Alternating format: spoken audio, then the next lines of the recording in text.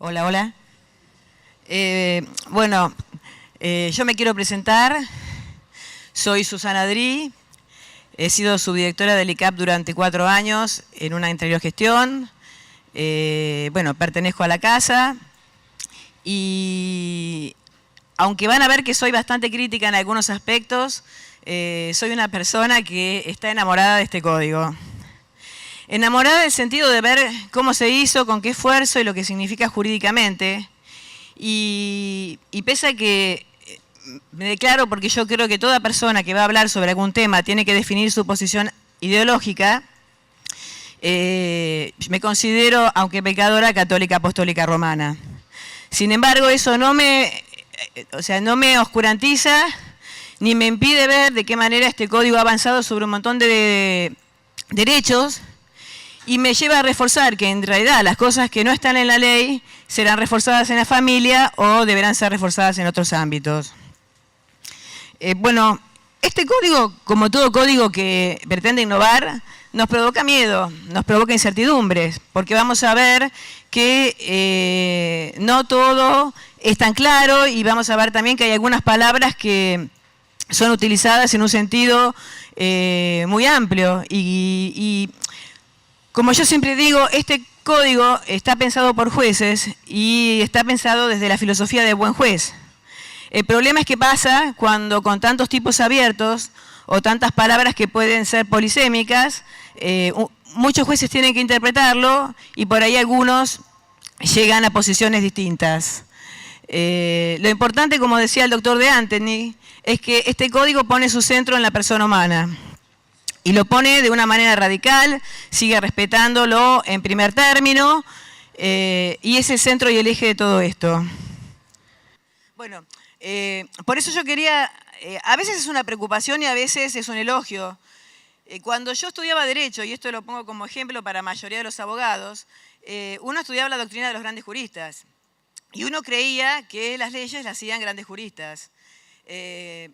Durante muchos años ejercí la profesión de manera privada y un día me tocó trabajar en el Congreso. Y entonces noté que en realidad en ese sentido había que trabajar por ahí en equipos técnicos y fui a estudiar y hice un magíster en Ciencia de la Legislación, pero no obstante eso seguía sintiendo como que todavía faltaba un poco contar con los aspectos doctrinarios. Y por eso yo celebro profundamente que la redacción originaria, el anteproyecto, haya sido puesto en mano de jueces o de juristas, que la comisión haya estado a cargo del doctor Lorenzetti y de las doctores Elena Hayton de Nolasco y Aida Kemmelmacher de Carlucci. También que hayan trabajado 111 profesionales del derecho y como dije, aunque me preocupa que se trata del concepto del buen juez, en realidad el concepto nos da muchas esperanzas. Yo lo que quería explicar es esto, ¿no? A mí este código me parece mucha emoción porque cambia radicalmente todo. Si dentro del código hay un montón de aspectos que son diferentes, son los términos. Y además de los términos, los conceptos. Yo podría decir que la palabra tenencia cambia por cuidado personal y podría decir que solamente es una cuestión de cambio de palabra. Sin embargo, en este código no es así.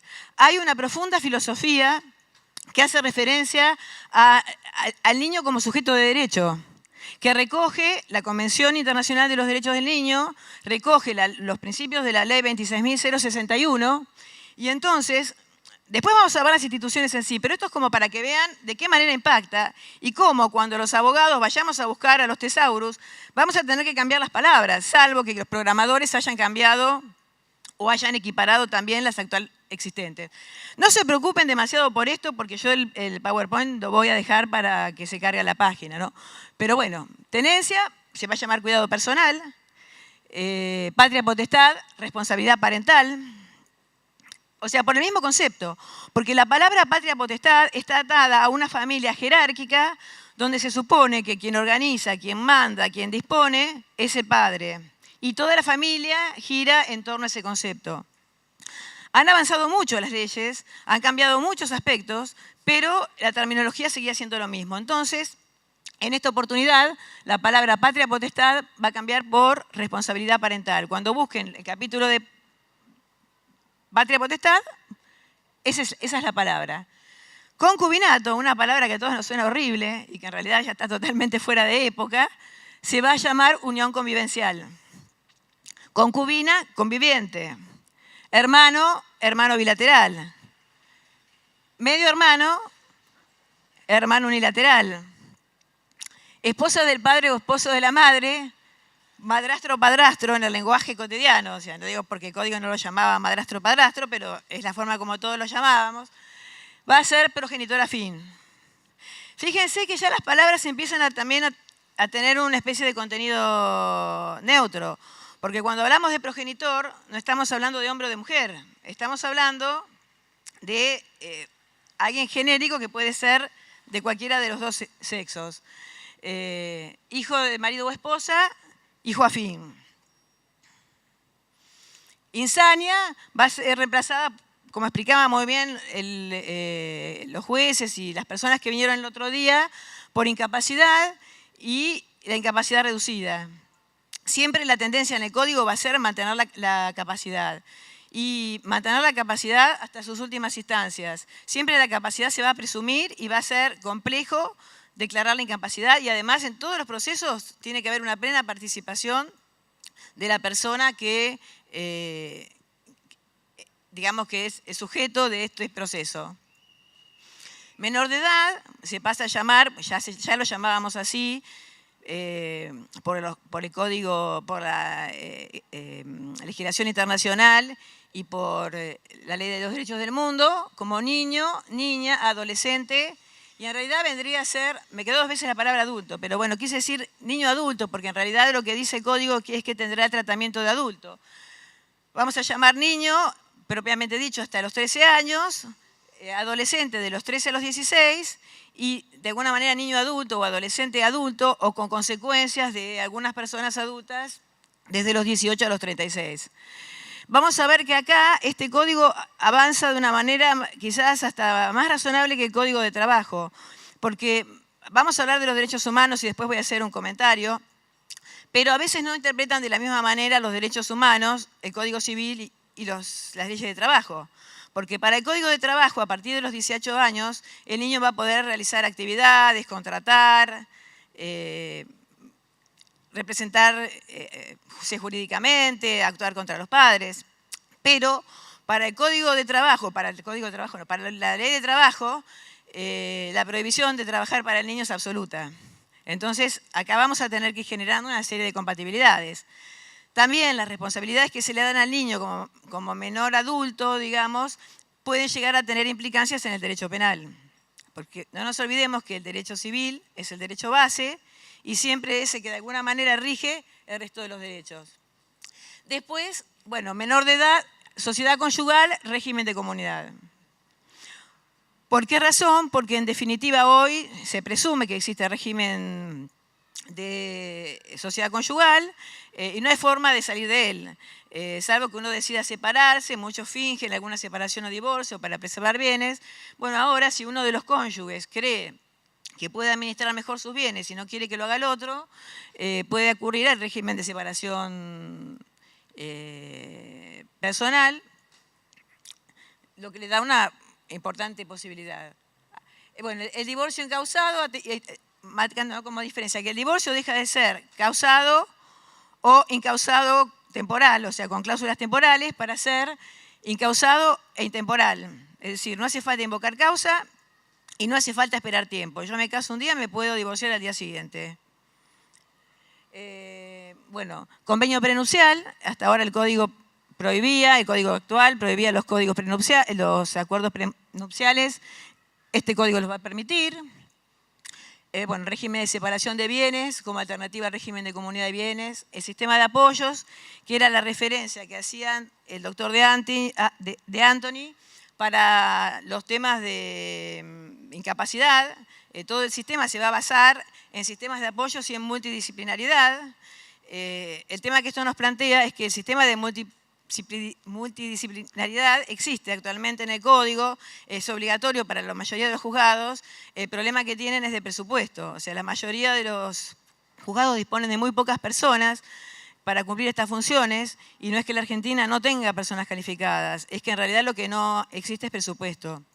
Y en este código la falta de presupuesto para estas materias va a ser muy riesgosa, porque va a haber muchos temas que se van a judicializar o que van a requerir decisiones de la justicia, sobre todo cuando los menores empiecen a opinar y como su opinión sea contraria a la de sus mayores, tengan la posibilidad de que las decisiones en definitiva las tome un juez. Bueno, y después esto con relación al niño, desarrollo madurativo y grado de madurez, autonomía progresiva, interés superior del menor. En esto no se llama tendencia a la coparentabilidad. La coparentalidad es un nombre que en realidad todavía está elaborado a nivel de la doctrina, pero tiene que ver con lo que veíamos en el primer punto, que era el cuidado personal. Es decir, la tendencia ahora no va a ser que el niño se queda hasta los 5 años con la madre, sino que los derechos son plenos, ambos padres o progenitores tienen los mismos derechos. Y en esto, no es que vaya a ser clínico, pero se lo voy diciendo a las mujeres, porque muchas de estas leyes se dictan en favor nuestro, y no siempre nosotras estamos totalmente de acuerdo con relación a estos temas.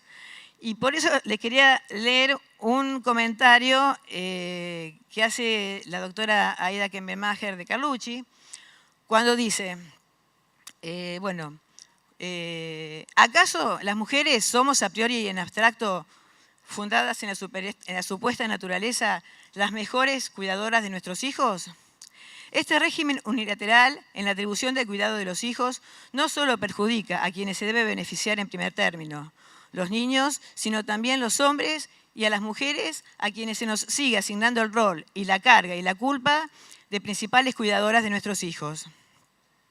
¿Cuál es el mejor sistema legal que cumple con el derecho humano del niño a tener vínculo y con ambos padres en igualdad de condiciones y sin discriminación alguna?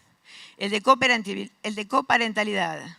Si mientras los adultos convivían bajo el mismo techo, llevaban adelante de manera indistinta diversos actos de vida cotidiana de los hijos, comprometiéndose y responsabilizándose por igual en su crianza, ello debería continuar aunque los padres pasen a vivir en lugares separados.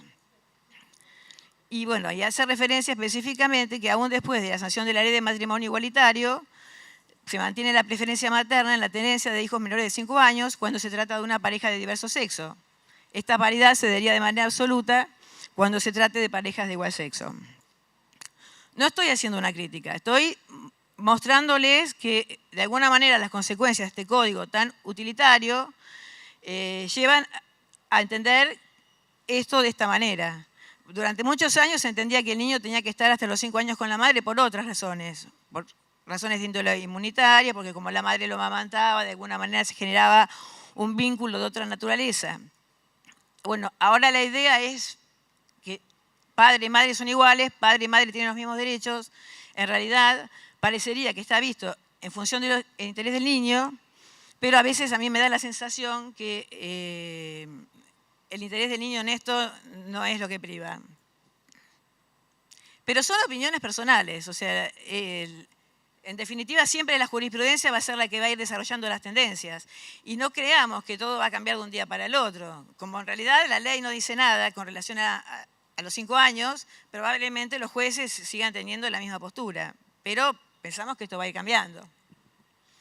De este artículo solo quiero hacer un pequeño comentario. Este es el artículo que, como dijo el doctor De Antoni, se llevó el 40% de las discusiones. A manera de texto legal, yo todavía no termino de entender de qué estamos discutiendo. Estamos discutiendo filosofía que no tiene nada que ver con el texto de la ley, porque la ley habla de la concepción. El artículo 19 dice que se considera que la persona humana a partir del momento de la concepción. En el Código Civil viejo hablaba de la concepción en el seno materno. Ahora, el artículo 21 hace también referencia a la tutela del niño desde la concepción. Y todo el código se refiere al momento en que el embrión está implantado. ¿Qué significa? ¿Que el embrión no merece protección? sí la merece, pero es un debate filosófico que todavía no nos dimos, porque por cuestión de modificación del Código Civil, esto queda reservado a una ley posterior.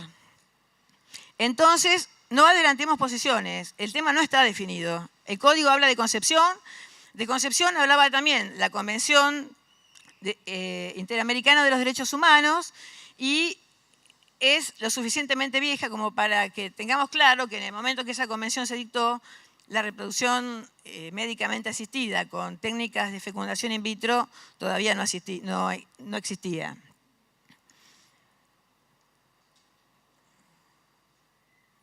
Bueno, a ver, ¿por qué no se ve el título?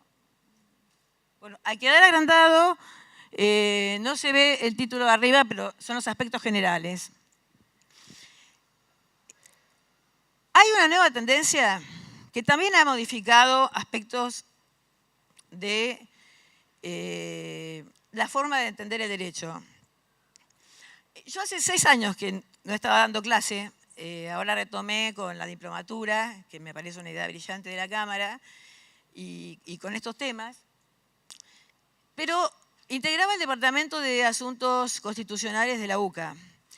Cuando se hablaba de bloque de constitucionalidad, en realidad se hablaba de la Constitución, de los tratados incorporados, también constitucionalizados, porque en definitiva forman parte de un artículo y le integran de manera plena, con la salvedad de que, como todos los artículos, deben interpretarse de manera integral y con relación a los artículos, al resto del sistema, ¿no? Al ordenamiento. Ahora hay una tendencia muy grande a hablar del bloque de constitucionalidad. Es como si fuera la moda, bloque de constitucionalidad. Y se habla del bloque de constitucionalidad exclusivamente para justificar la incorporación de los tratados y para decir que la mayoría de las leyes y este código están redactados siguiendo las pautas contenidas en estos tratados. Yo lamento desilusionarlos, pero en mi forma de ver no es así. En aquel tiempo, la constitucionalización del derecho era que, como el derecho no cubría un montón de áreas, porque estaba lleno de lagunas del derecho, cuando la laguna del derecho obligaba a resolver, se aplicaba la Constitución. Ahora se usa para decir que en realidad estamos en el mundo de los derechos humanos y entonces, y no se trata de renunciar al principio de soberanía porque no estamos renunciando a nada, estamos aplicando la Constitución, se quiere utilizar para hacer medidas ultraprogresistas. En esto yo quería mostrarles también, o sea, la verdad que quiero dar las gracias a Infojust por la brillante información que nos ha dado y quería en esto hacerles un pequeño comentario, ¿no? Porque justo con el grado de constitucionalización del derecho tenemos una tendencia a hablar de la paridad y de las familias en lugar de la familia. En lo personal, yo creo que la familia es una sola. O sea, una persona tiene una familia por vez. Podrá tener un trayecto de familias a lo largo de su historia, pero la familia sigue siendo una. Y hablar de las familias es llevarnos a un campo del positivismo y del relativismo que es absolutamente peligroso. Y para eso también voy a tomar la Constitución y el libro de Infojust y voy a mostrarles que en realidad todos los convenios de derechos humanos de los que estamos hablando son antiguos. Imagínense, la Convención Internacional de los Derechos Humanos es de 1948. ¿Qué tenía que ver 1948 con la fecundación asistida, con las parejas,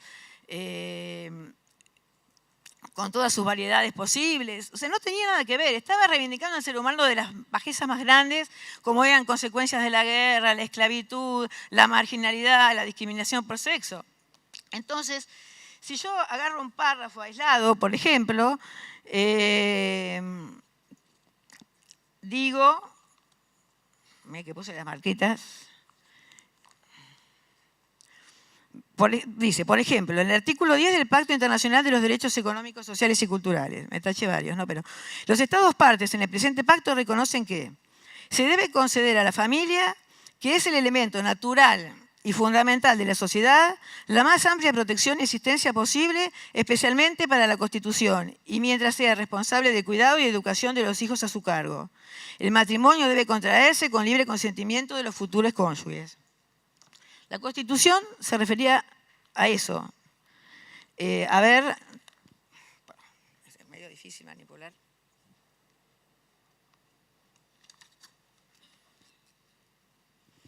Por ejemplo, en la Declaración Universal de los Derechos Humanos,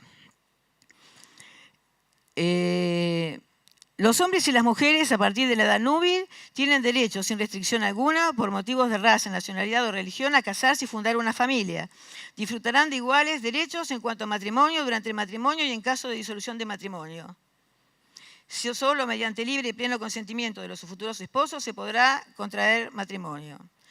Todas las convenciones, sin excepción, incluida la de derechos del niño, habla de la familia. Por ejemplo, en la Convención de los Derechos del Niño dice: convencidos de que la familia, como grupo fundamental de la sociedad y medio natural para el crecimiento y el bienestar de todos sus miembros, y en particular los niños, debe recibir la protección y asistencia necesaria para poder asumir plenamente sus responsabilidades dentro de la comunidad. Reconociendo el niño para el pleno y armonioso desarrollo de su personalidad, debe crecer en el seno de la familia, en un ambiente de felicidad, amor y comprensión. ¿Por qué les leo esto? ¿Por qué les digo esto?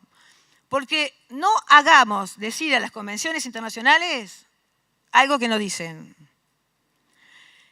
Esto es una crítica a los agoreros, a los intérpretes de la Constitución, no al Código. Si nosotros tomamos las costumbres argentinas, tomamos la existencia de un Estado como lo tenemos y le damos importancia a la familia como célula básica de la sociedad, bueno, vamos a interpretar de una manera. Si nosotros pensamos que existen derechos humanos a ultranza, que en realidad tampoco son universales, porque antes cuando yo estudiaba Derecho nos enseñaban lo que en realidad era el derecho judeo-cristiano. ¿No? Y la palabra judeo-cristiano o cristiano era el mundo occidental y cristiano, existían las definiciones. Bueno, cuando hablamos de derechos universales, tampoco estamos hablando de derechos universales, estamos hablando del mismo mundo occidental que ahora es más positivista, más agnóstico, más relativista. O sea, y estamos estableciendo un modelo de familia amplio que, bueno, estará en la conciencia de cada uno establecerlo como quiera. La ley, lo que es bueno, los protege a todos. Pero el Estado no asume un compromiso y, por lo visto, establece dos tipos de valores. O sea, establece el valor individuo-persona, autonomía de la voluntad, que yo a veces me hubiera rajado las vestiduras, porque en realidad para mí la autonomía de la voluntad es el máximo principio del liberalismo en cualquiera de sus aspectos. Si lo analizamos en el comercio, nos parece terrible, el Estado tiene que intervenir. Ahora, si lo analizamos en la familia, nos vamos hacia un Estado ausente, donde en realidad la mayoría de los conflictos se lleva a nivel de la familia, cuando en realidad si hay un elemento conflictivo donde es imposible que se puedan dirimir sin la intervención de un juez o de normas que faciliten los conflictos, es la familia. O sea, yo ahora hace bastante que no ejerzo, pero cuando me tocó ejercer y tenía derecho de familia, o sea, las personas no estaban en condiciones de decidir nada, porque se odiaban, porque querían todo, porque no negociaban nada. Entonces, este código es tan de avanzada que estamos pensando en un ser humano que está civilizado, que bienvenido sea, ojalá que lo podamos lograr con la educación, de alguna manera trasvasando a las escuelas. O sea, se piensa que se van a separar y todo va a quedar claro, que las madres no van o los padres no van a tomar a los hijos como rehenes para negociar cosas del otro cónyuge. Es un código, si se quiere, idílico. Pero sigamos avanzando, bienvenido sea, porque en este código, en materia de derecho de familia, la autonomía de la voluntad preside casi todo. Indudablemente va a haber límites, va a estar la solidaridad, tenemos el fraude, el abuso de derecho, hasta yo le hubiera el abuso de posición dominante, porque en realidad está tomada para el mercado, pero cuando un marido tiene mucha plata y mucho poder, es también posición dominante. Así que, por eso le digo, no hay que tener miedo, porque el código también establece sus límites, pero son diferentes. Y va a haber que estudiar mucho este código. Los abogados vamos a tener que hacer un esfuerzo terrible para poder conocerlo y aplicarlo bien. Bueno, por eso ven la autonomía y la tendencia a la contractualización, la nueva organización y distribución de temas, el tema de los epígrafes. ¿Me podrán traer un beso de agua que se me está pegando la boca? O si no,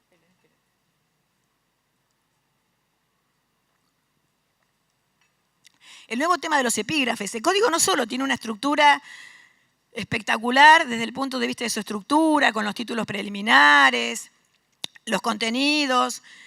Vamos a ver que toma la estructura de Código Civil y en relaciones de familia en general la estructura es libro, título, capítulo, sección, artículo.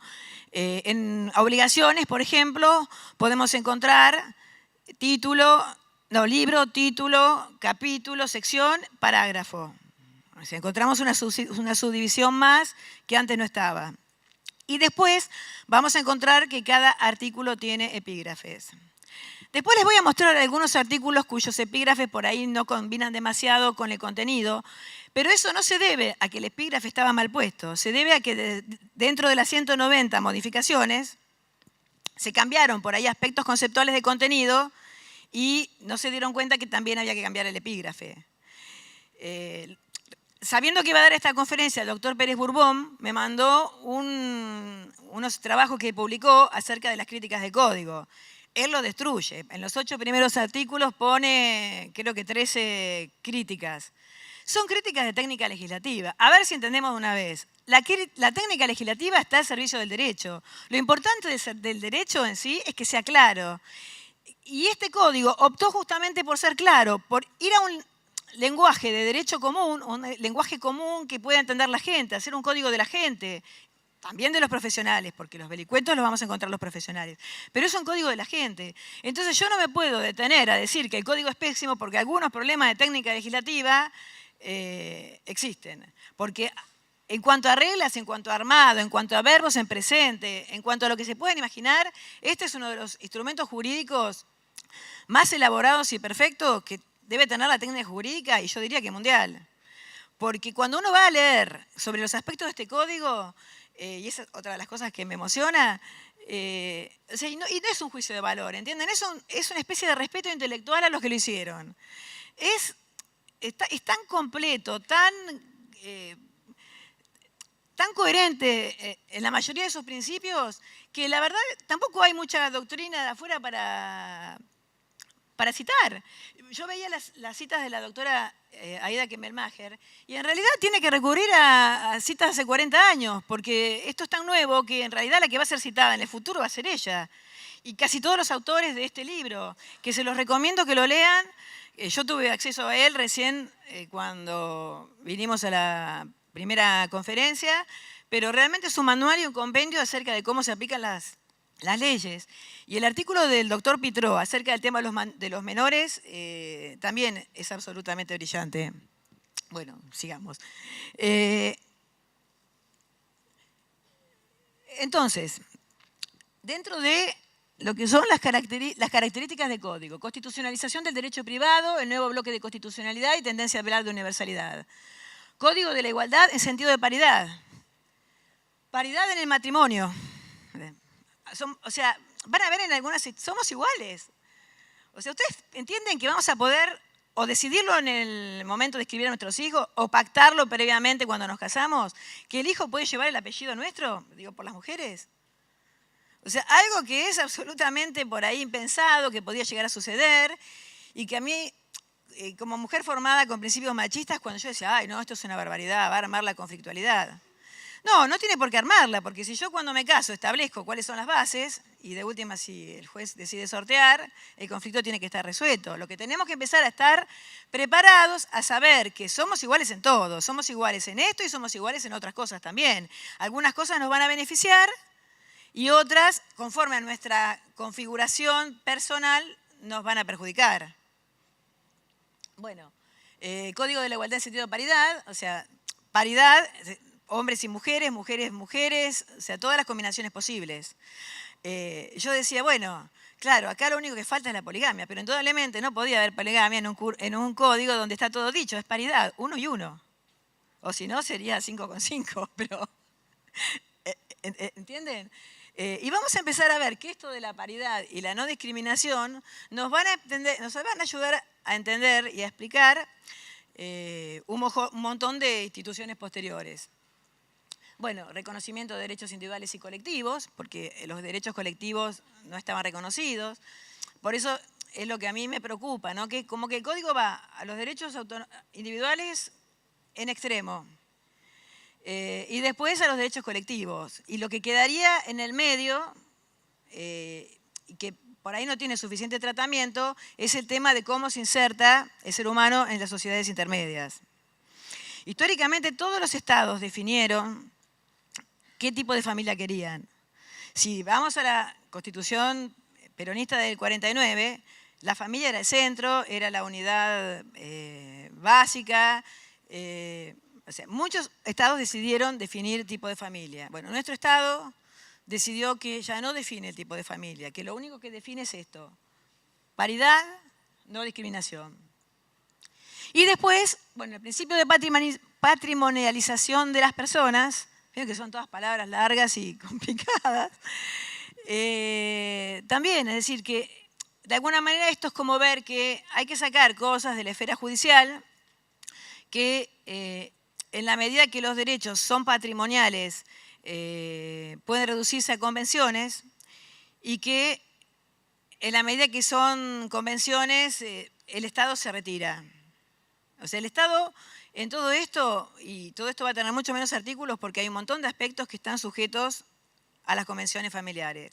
El problema es que si las familias no acuerdan, el que va a tener que resolver es el juez.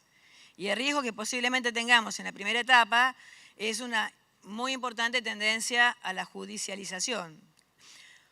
Por eso es importante que dentro de la justicia también se estén dictando cursos y se le dé mucha importancia al tema, sobre todo para ver si se puede obtener unidad de criterio. Bueno, código para una sociedad multicultural, búsqueda de seguridad jurídica en las transacciones comerciales.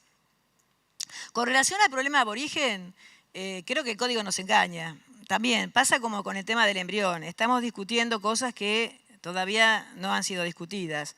Porque en realidad lo único que incorpora, sí lo incorpora de manera central en los primeros artículos, es un texto que prácticamente repite lo que decía la Constitución. O sea que en realidad el Código Civil todavía ha dicho muy poco sobre el tema.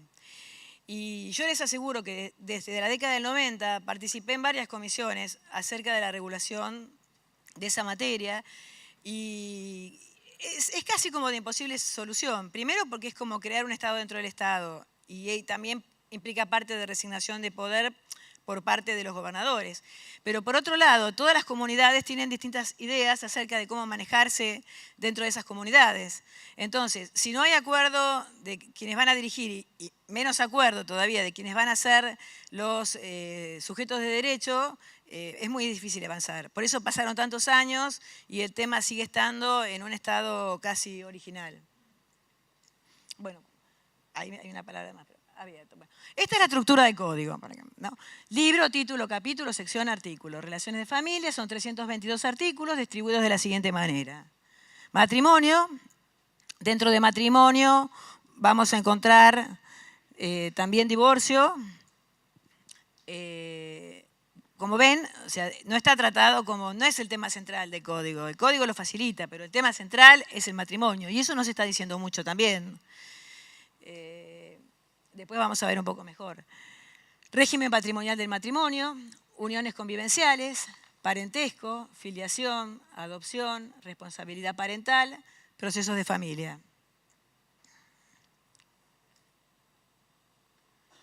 En términos generales, estos son principios que en realidad corresponden a la clase del doctor de Anthony, que es el tema de la persona humana, pero los pongo porque después van a tener incidencia en el resto de los conceptos. Dice.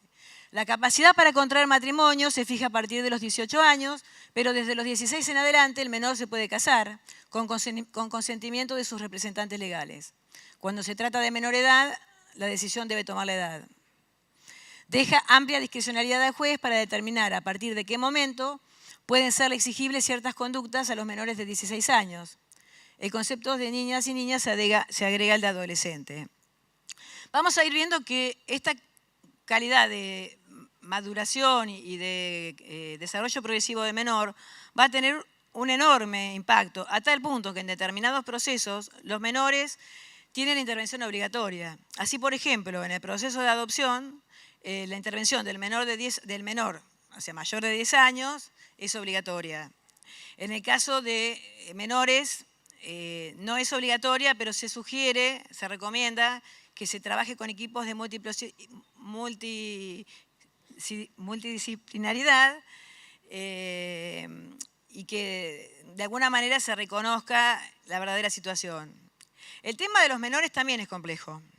Yo también litigué bastante en el tema de menores. Y el problema de los menores es que en general tienden a mentir en favor del cónyuge que creen que van a perder.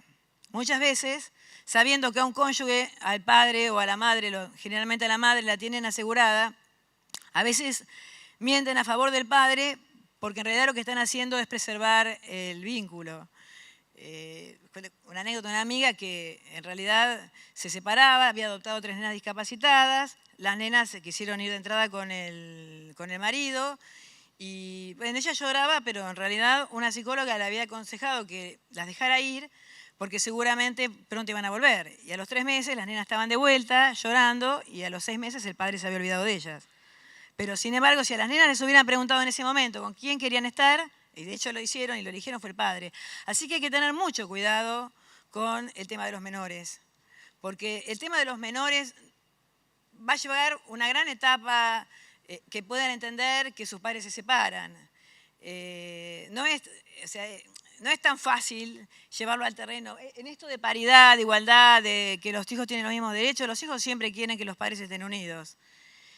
No sé cómo se puede educar a un hijo para que no tenga ese sentimiento, porque creo que en el terreno del derecho hay muchas cosas, pero también existe algo que se llama derecho natural, innato en el hombre, que es querer que sus padres estén juntos. Lo cual no significa obviamente que tenga que ser así, no estoy diciendo eso. Estoy diciendo que hay que tener mucho cuidado cuando se trata de recabar la opinión de los menores, incluso también por ahí darle un tiempo para que esa opinión se vaya consolidando. Bueno. Entonces, siguiendo con el tema de las incorporaciones, yo ya les había dado un anticipo, pero vuelvo a remarcar, ¿no?, que se incorpora la posibilidad de optar mediante convenciones matrimoniales. Régimen de comunidad de ganancias, régimen de separación de bienes, siguiendo la tendencia del derecho comparado contemporáneo. Este tema a mí me parece fascinante, porque la verdad yo creo que administro mejor los bienes que mi marido, pero por lo menos voy a tener la tranquilidad de que voy a administrar los míos. Lo digo como chiste a veces, pero a veces no tan chiste. Porque en realidad antes vivíamos frente a una historia donde en realidad el hombre era el que tenía el dinero, la mujer quedaba con mamá de casa, a veces porque quería, a veces porque era una opción familiar, a veces porque era una opción del hombre. Y en realidad el hombre era el que decidía todo, y muchas veces por comodidad y muchas veces por necesidad o por obligación. Con esta posibilidad, en el momento por una convención prenupcial, se puede optar por el régimen de comunidad de ganancias, que es igual a la sociedad conyugal. Igual a la sociedad conyugal. O por un régimen de separación de bienes, es decir, cada uno de los cónyuges administra sus bienes, pero la característica de esto es que tiene que estar inscripta en el registro. O sea, dentro del tema de la partida de matrimonio, tendría que estar esta inscripción, porque esto permitiría a la cónyuge que decida administrar sus bienes, puede comprar y vender inmuebles, puede comprar bienes registrales, o sea, las comuniones, las dos situaciones se mantienen separadas. Y solamente vuelven a cobrar vigencia en determinados casos cuando se produce un fallecimiento de alguno de ellos y entonces hay que hacer una sucesión. Esto, ustedes si habrán visto, no sé si acá habrá algún escribano, pero los escribanos están más que felices porque este nuevo código ha generado un montón de actividad para los escribanos. El tema es que uno se pregunta qué pasa con los que ya estamos casados, si vamos a poder acceder al nuevo régimen. Bueno, mi explicación creo que coincide con la mayoría. Si en realidad el Código Civil y Comercial se aplica a las situaciones vigentes, que están en curso de ejecución y todo lo que no tenga derechos adquiridos. En caso de situaciones de Estado, digamos, nunca hay derecho adquirido. Esta situación, o sea, todo lo que sea el manejo de la separación de bienes, se va a poder cambiar recién dentro del año de casado, dice. Pero en realidad, para los que nunca lo hicieron, si se aplicara la ley por medio de la aplicación del artículo 7 del Código, que dice que se usa para las consecuencias de las situaciones jurídicas existentes, podría llegar a celebrarse, yo creo que una vez que el Código se aprueba, y después modificarse cada año. Esto se puede hacer mediante un registro administrativo que tendría que crear el Estado o mediante escribano público.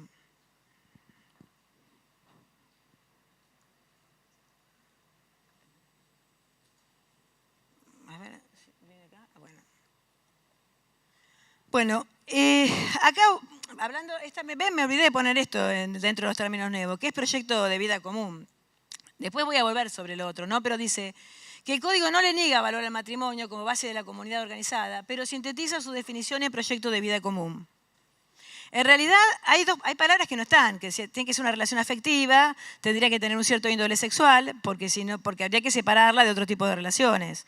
Y en realidad, si vamos a ver las prohibiciones, lo único que estaría ajeno de esta posibilidad de relación sería las incompatibilidades por parentesco.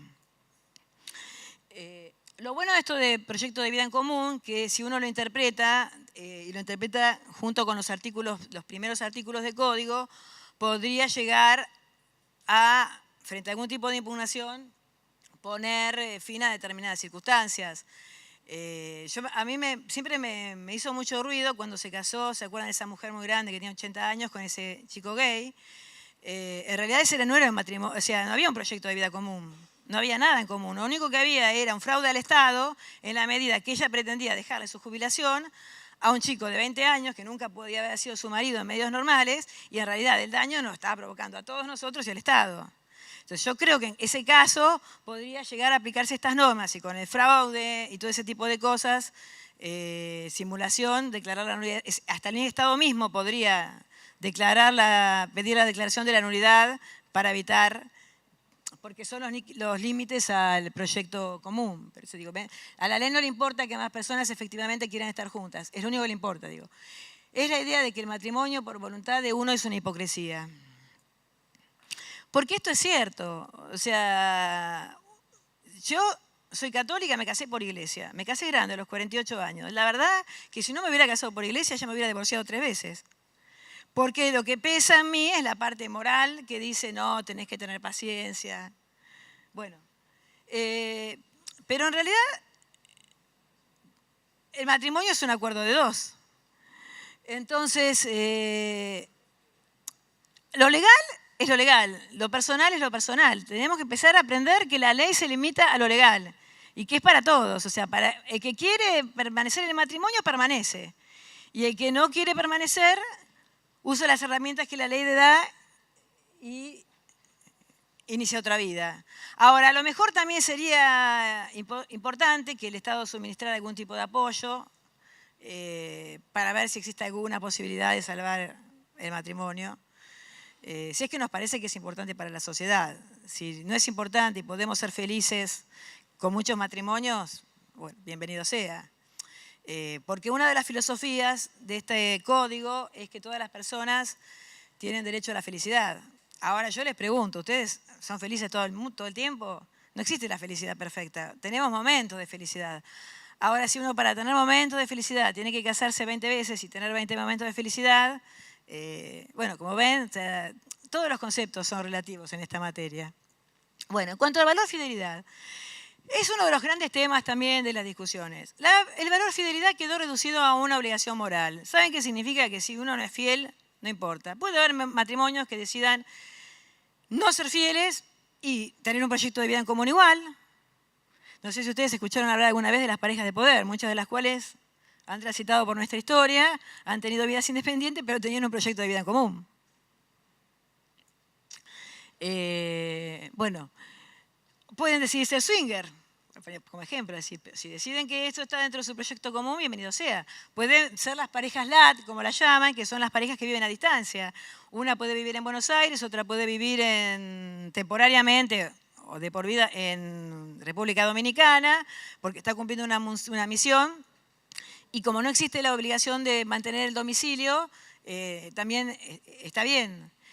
O también parejas tipo Tinelli, que en realidad, como tienen hijos de distintos matrimonios, y sería muy complejo juntar tantas camadas, prefieren vivir cada uno en un departamento distinto y encontrarse para convivir en determinados momentos.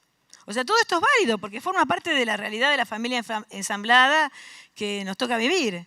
Pero por eso estoy diciendo que este artículo a lo que apunta es a eso. El proyecto de vida en común. No importa si se es fiel o no se es fiel y no importa si se convive o no se convive.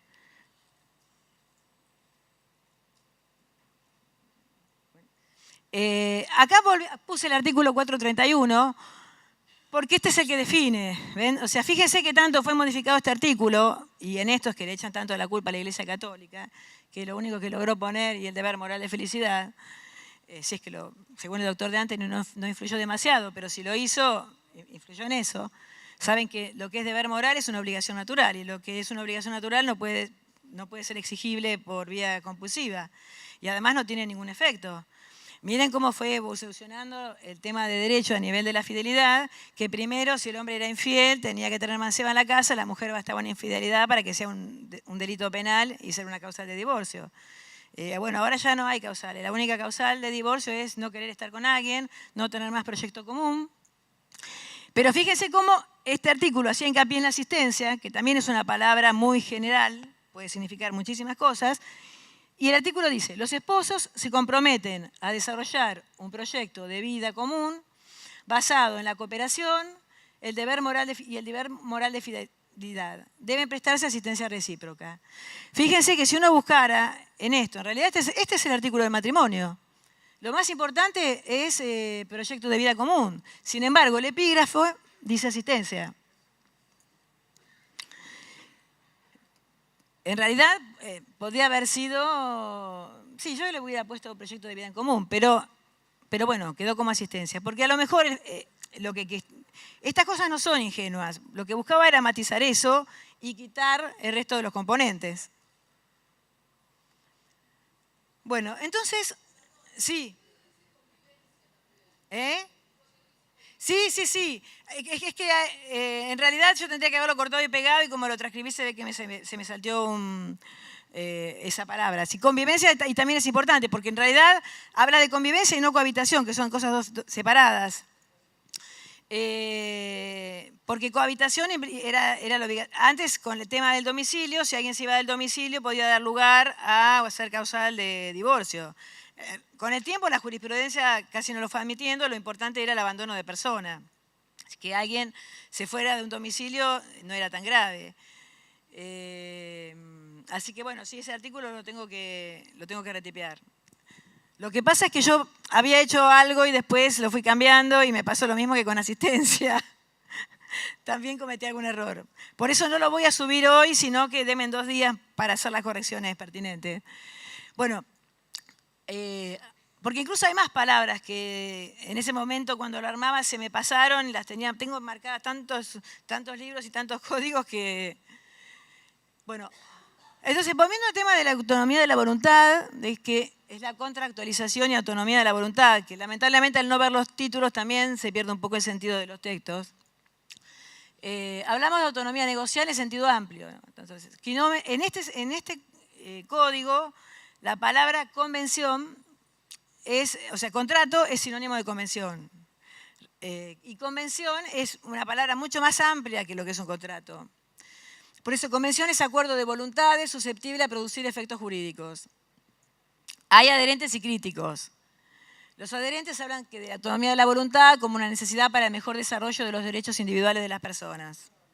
Los críticos temen por la destrucción de las instituciones intermedias y en especial de la familia como unidad básica, donde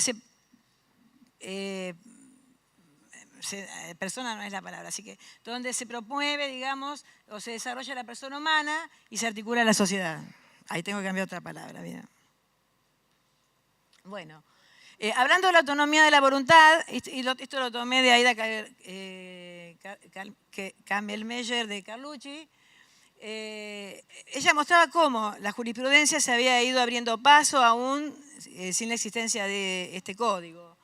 Un fallo de la Cámara Nacional hacía referencia a una señora con relación a la cual su madre, su hija, le había iniciado un juicio de insania. Entonces, durante ese proceso, ella decide que no quiere ver más ni a su hija ni a sus nietas. Entonces la hija, mientras le hacía el proceso de insania, interpone una acción para lograr que poder tener, fíjense, ¿no? Poder tener relaciones afectivas con ella y con sus nietas. Obviamente la hija dice, me está declarando la insania, no acepta. Y debía ser una mujer de bastante dinero porque judicializa la cuestión. Y finalmente la Cámara decide que la revinculación forzada resultaría imprudente. En tanto cae bajo su autonomía enmarcada con la libertad de tomar sus propias decisiones con respecto a su vida afectiva y sus relaciones interpersonales. Importante es remarcar que en este fallo todavía no había sentencia.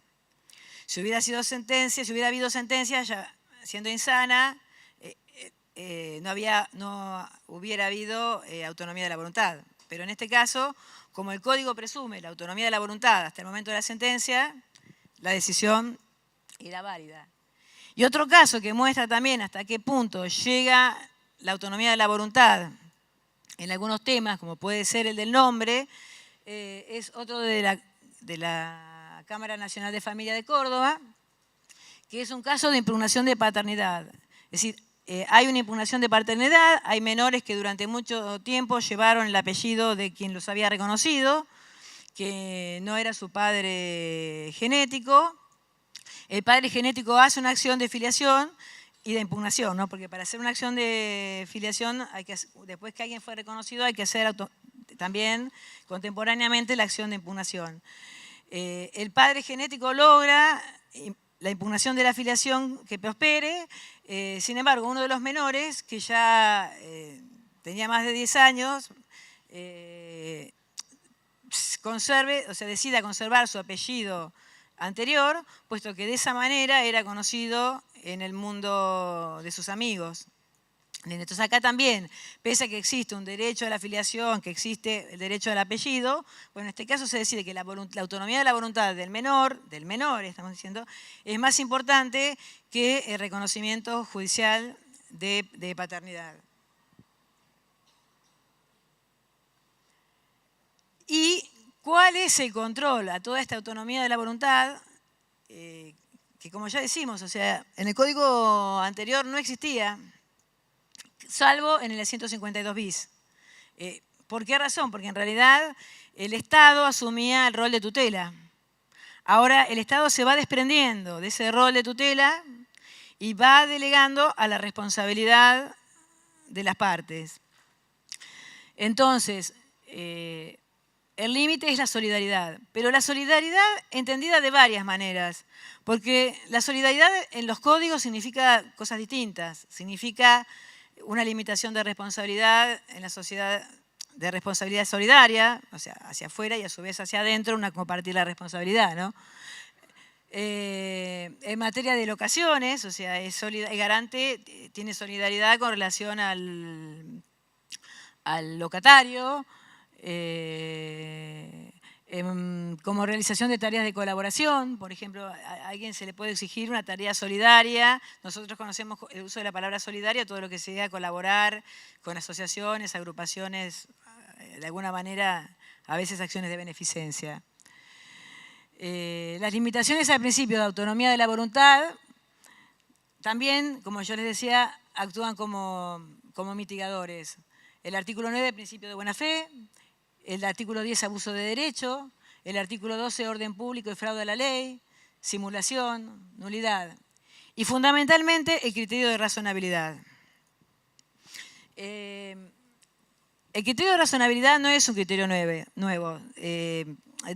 Si lo buscamos, lo vamos a encontrar en la Constitución, en el artículo 28, donde dice que las leyes deben ser razonables y no deben, en su en su proceso de reglamentación, dejar sin efecto los derechos que las mismas establecen.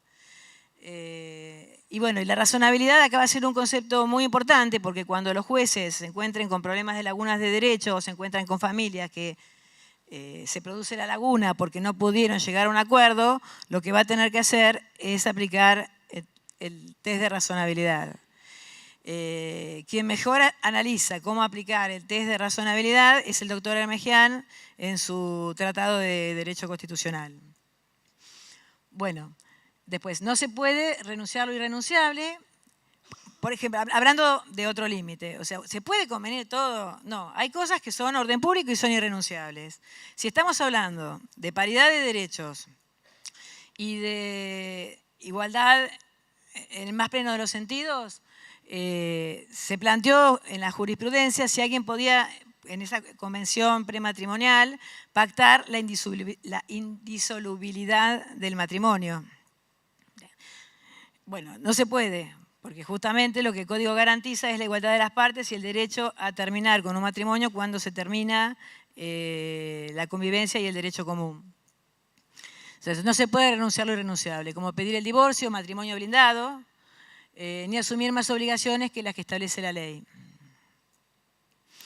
El tema del matrimonio blindado dio lugar porque durante mucho tiempo en la Argentina se discutía acerca de los alcances del matrimonio civil. No como en el siglo XIX, sino como en el siglo XX. Y tomando un poco como referencia, cuando se hablaba de matrimonio blindado, de algunos sectores reaccionarios de la Iglesia que querían mantener el matrimonio indisoluble a toda costa. Y para eso se tomaban como parámetros los modelos de algunos estados norteamericanos que en realidad convertían en matrimonio civil uniones celebradas por distintas iglesias y tomaban como valores reguladores de ese matrimonio los valores establecidos por esa creencia. Entonces, si uno se casaba por la Iglesia Católica, el matrimonio era indisoluble; si era por alguna iglesia protestante que lo admitía, era posible; si se casaba simplemente por el Estado, era posible. Es decir, daba esa posibilidad. Lo cierto es que como nuestro código está hecho con una estructura laica, esa posibilidad no existe. Existe un solo matrimonio para todos. Cada uno decide conforme a su propia conciencia.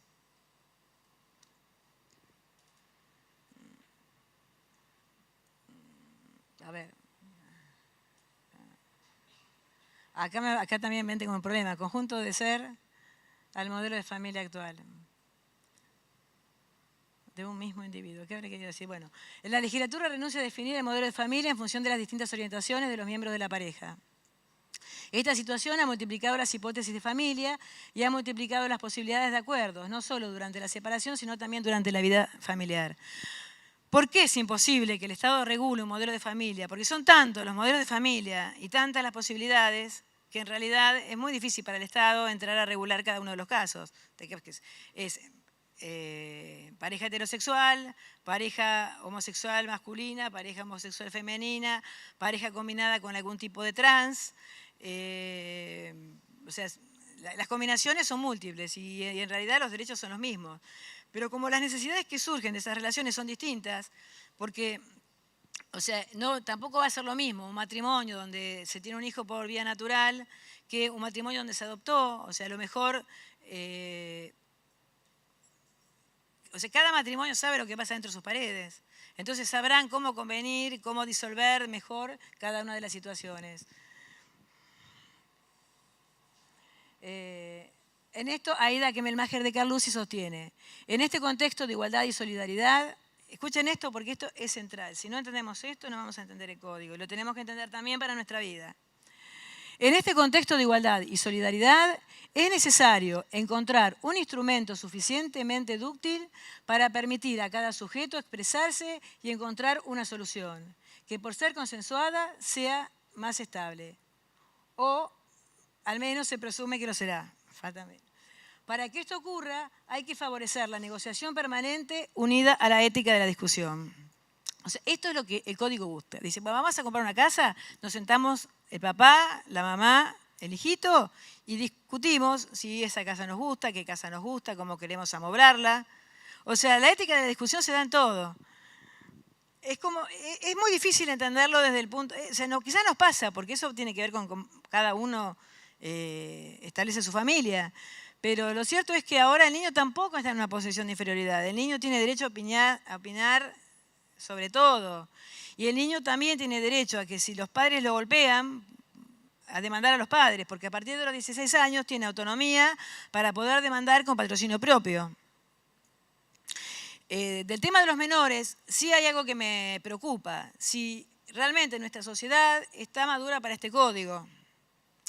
Porque si nosotros nos ponemos a analizar todo lo que nos bombardea a diario acerca de esos chicos que ni trabajan ni estudian y que son adolescentes, ¿cómo hace un padre para obligarlo si no lo puede obligar a nada y todo debe ser negociable?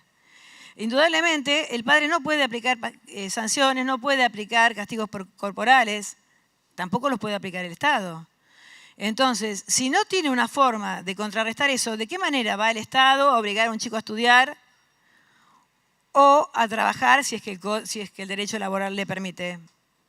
O sea, ¿me entienden que nos estamos colocando en una situación que por ahí está hecha para una sociedad más madura y que nos va a dejar por ahí un porcentaje muy alto de chicos fuera de ser protegidos? Porque en definitiva buscamos el interés superior del niño, pero ¿cómo lo logramos si estamos dando por sentado que el niño es casi un ser, es un sujeto de derecho, indudablemente, pero un ser con altas posibilidades de decidir en materia de todo?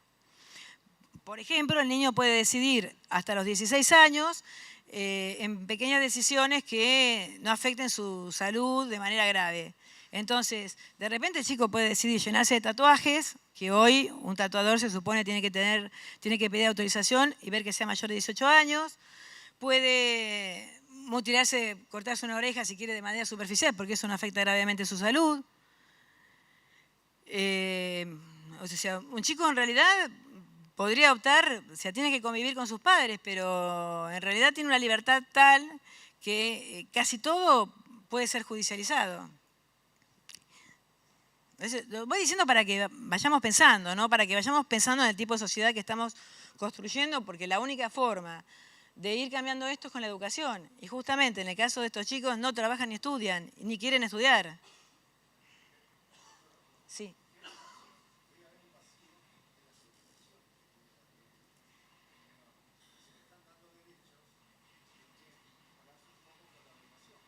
Claro, bueno, no, sí. Es que el menor prácticamente no tiene obligaciones. Es como si el menor tuviera que estudiar y jugar casi hasta los 18 años.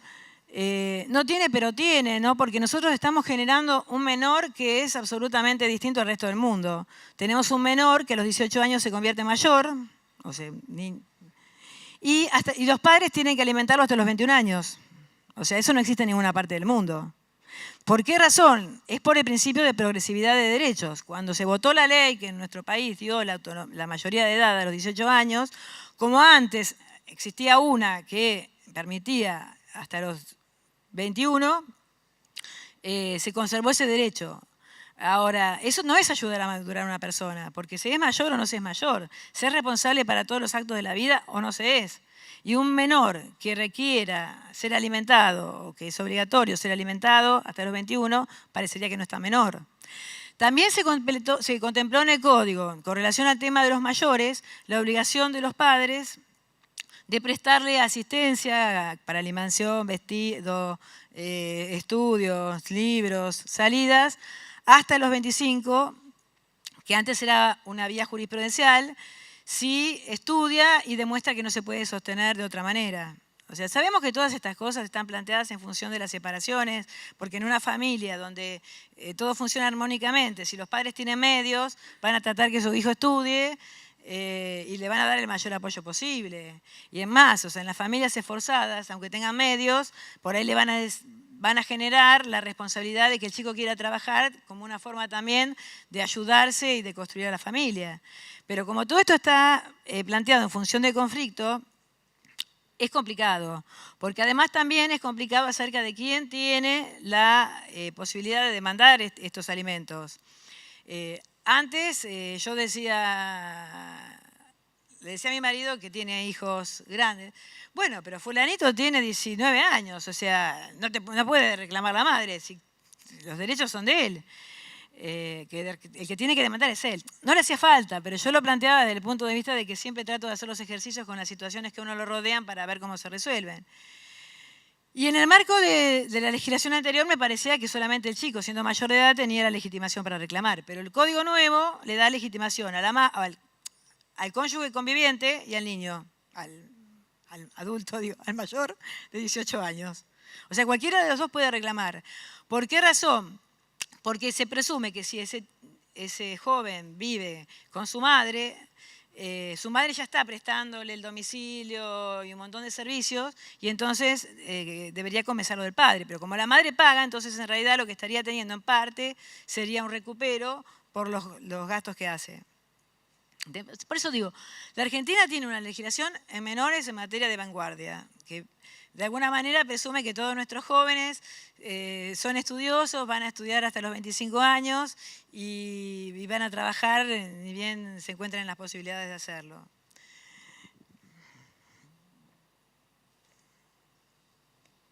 Bueno, a ver, acá yo había puesto dentro de los modelos de las convenciones, una de las convenciones eran las convenciones prematrimoniales. O sea, sabemos que el Código Civil actualmente vigente incorpora, no tiene convenciones prematrimoniales. O sea, incluso lo que está prohibido pactar es la promesa de matrimonio. Esto también se mantiene intacto en este código. Pero sí vamos a ver que hay un principio que impera y que se usa en todas las ramas del derecho, que es el enriquecimiento sin causa. Si alguien se enriqueció invocando que se iba a casar, y si por ahí alguien le hizo tremendos regalos o donaciones, o sea, por ahí, qué sé yo, alguien se iba a casar, la futura suegra le regaló un anillo de diamantes en función del matrimonio, y después el matrimonio no se realiza, en ese caso podría haber una reparación invocando la teoría del enriquecimiento sin causa. Bueno, eso con relación a la promesa de matrimonio. Pero después, cuando las parejas se van a casar, y dado que todos somos iguales y que todo lo podemos discutir, el único momento es este. El tema es cómo se genera igualdad cuando a veces no la hay. Porque en realidad uno está presumiendo que estos convenios se realizan en condiciones de igualdad. Y no siempre es así. En general, la mayor posibilidad patrimonial la tiene el hombre, pero no siempre es así. O sea, hoy, gracias a las posibilidades que tenemos las mujeres, muchas veces las mujeres ganamos bastante más que los hombres y sin embargo estamos sometidas a un montón de reglas que tienen que ver con el proceso hasta cultural de decisión de los hombres. El tema es si lo queremos cambiar, ¿entendés? A veces a mí me resulta cómodo. Yo no quiero perder mi comodidad. Pero bueno, lo bueno es que este código nos va a dar la posibilidad de discutir con razón. Bueno, se incorporan convenciones matrimoniales. Artículo 446 destinadas a designación y avalúo de los bienes que cada uno de ellos lleva al matrimonio. O sea, entonces, en realidad hay bienes que son muy claros, porque si un bien registral es anterior al matrimonio, la escritura y la fecha van a determinar la circunstancia. La anunciación de las deudas, las donaciones que se hagan entre ellos. Estas convenciones deben hacerse por escritura pública y anotarse marginalmente en el acta de matrimonio. Acá también podría, por ejemplo, entrar el tema del nombre. O sea, un matrimonio que se va a constituir podría decidir previamente el apellido que van a llevar sus hijos en primer término. Uno podría decir, bueno, si todo está negociado, ¿por qué no podemos negociar? Uno lleva primero el tuyo y después el mío, y otro después el tuyo y después el mío. Bueno, me entendieron lo que quise decir. Pero no, o sea, en realidad, en esto, el código establece que el apellido que se decida en el convenio o en el primer sorteo que haga el registro de las personas va a ser el apellido de la familia. Incluso las mujeres pueden optar por llevar su apellido, llevar el de o llevar el apellido ensamblado. Bueno, el artículo 449 dice la modificación del régimen patrimonial del matrimonio. Después de la celebración del matrimonio, el régimen patrimonial puede modificarse por convención de los cónyuges. O sea, uno puede casarse, no haber pactado, y puede después pactar cambiarlo. Puede decir, bueno, empezamos con separación de bienes, no, con separación de bienes, empezamos con régimen común porque nos amamos tanto que no podemos estar pensando en los bienes. Pero con el tiempo empiezan las rencillas. ¿Saben? Porque la mayoría de las familias somos familias ensambladas. No, es muy difícil resolver eso. O sea, yo estoy casada con un hombre que en realidad nunca estuvo casado, solo está casado conmigo, pero tuvo 3 hijos con otra mujer con la que tuvo una pareja. Yo digo, si yo aporto una gran parte, que por ahí es la mayoría, no digo que sea así, pero digo, y después él se muere, yo tengo que darle, o sea, yo compré todo y después tengo que darle encima la mitad a los hijos. ¿Por qué? Pero en la mayoría de los casos pueden ser al revés. Puede ser que tengan hijos de los dos lados y cada uno decida administrar separadamente para decidir cómo, después qué le queda a cada uno. ¿Entiendes? Hay muchas circunstancias que se van a dar, porque ahora se van a dar todas las combinaciones posibles. Porque además, con el tema de que los tuyos, los míos, los nuestros, los nacidos de manera natural, los nacidos por fecundación in vitro, las combinaciones van a ser enormes. O sea, con los hijos el trato va a ser igual. Pero no nos olvidemos que va a haber modificación en la legítima. Las legítimas de hoy son relativamente elevadas. Ahora se baja a 2/3 partes para los hijos. O sea que hay una tercera parte que todos podremos disponer, que no pasa por nuestros hijos. Y en el caso de que solo haya cónyuge, a la mitad. O sea que uno podría disponer que si se muere, el cónyuge solo reciba la mitad y la otra mitad la reciban sus sobrinos, sus ahijados o quien desea. ¿Entienden? O sea, pues se dan cuenta que en eso también es autonomía de la voluntad, porque antes el código en su forma de tutelar la familia, como en general la familia era una sola, con los mismos hijos de los mismos cónyuges, lo que se buscaba era preservar el patrimonio de la familia y que por ahí continuara a través de las generaciones. Porque además, en una sociedad donde en general los padres lograban el dinero en su edad madura, ayudaban a sus hijos y eso le daba una cierta continuidad. Ahora, donde los padres tienen hijos de diversas uniones, esa unión de patrimonio ya no se da. Lo que se trata es de distribuir hijuelas de la manera más justa posible. Bueno, asimismo el código procura que el avance de la libertad de los futuros cónyuges no deje desprotegido a ninguno de ellos. Por ejemplo, lo vamos a ver en hogar familiar y compensación económica, porque nosotros creemos que todo nos favorece. Por ejemplo, o sea, yo me casé y mi marido vino a vivir a mi casa. Ese se lo va a conyugar. Hoy, con la ley actual, yo puedo venderlo y no necesito su autorización. Con la nueva ley, aunque les parezca mentira, estoy fregada, porque lo que cuenta es el concepto de vivienda conyugal. Entonces, si nosotros vivimos ahí nuestros 20 años de matrimonio, aunque la casa sea de propiedad mía, para venderla, yo tengo que pedir, o sea, hace falta la autorización del cónyuge. Así que esto está fundado en el principio de solidaridad. Te da más libertad por otro lado, pero por otro lado también se restringe. Porque tampoco es cuestión que el cónyuge más poderoso, en general eso va a suceder con el hombre, deje en la calle al cónyuge más débil. Es como un código que especialmente protege a los vulnerables.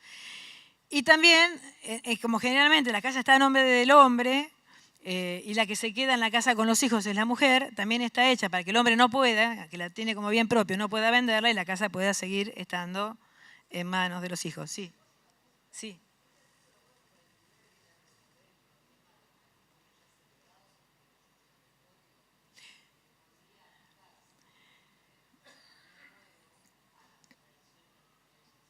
Bueno, yo creo que casi todo lo que dice el código, salvo la celebración del matrimonio, es aplicable a las relaciones existentes. Porque todo lo que no está cerrado, o sea, un matrimonio no está cerrado. Si no, tendríamos todo tipo de derechos y sería profundamente injusto.